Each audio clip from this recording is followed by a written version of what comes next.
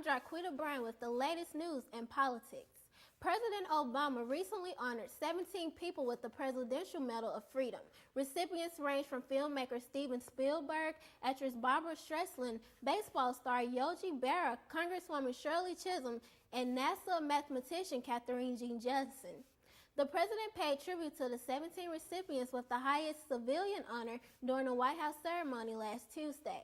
Obama stated, quote, "This is an extraordinary group that demonstrates what an incredible tapestry the country is," end quote.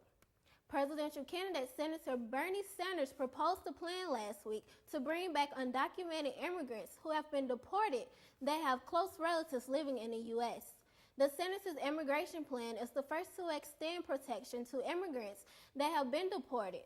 The plan will require Homeland Security officials to bring back undocumented immigrants who were brought to the country as children or those who have spouses, children, or parents who are U.S. citizens. Sanders claimed, quote, "The United States must do the right thing and guarantee the swiftest possible reunification of these broken families," end quote.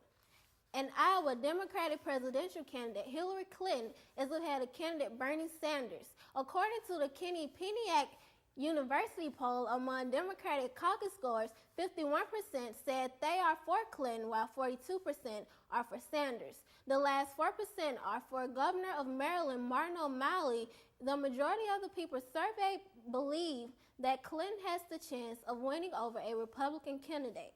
Peter Brown, assistant director of the poll, stated that the only way Clinton would lose the nomination is if she lost Iowa and New Hampshire.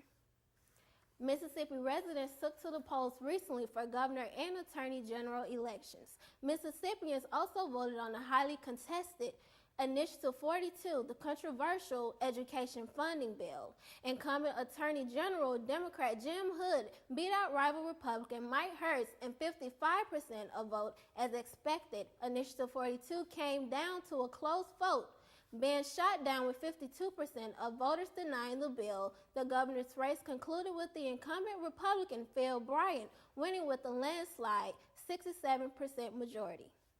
On September, 14-year-old Amin Muhammad made international headlines when he brought a handmade clock to school to show his teacher.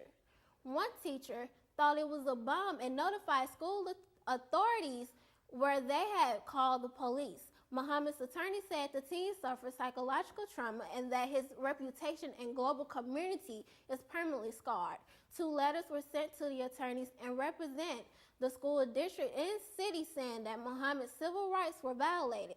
$15 million in apologies from the mayor and police chief is what the family is demanding. If officials do not comply with so, within 60 days, they will file civil lawsuit.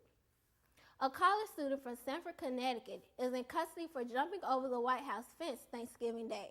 Joseph Caputo scaled a fence on the north lawn and was immediately taken into custody.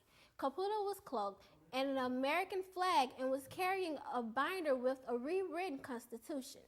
His version of the Constitution contained an expression of desire for change in areas of society including education, the judiciary system, and voting rights and privileges. After psychiatric evaluation on Caputo, he was diagnosed with Asperger's syndrome. Caputo is due in federal court today for being charged with 1 count of illegal entry onto restricted grounds.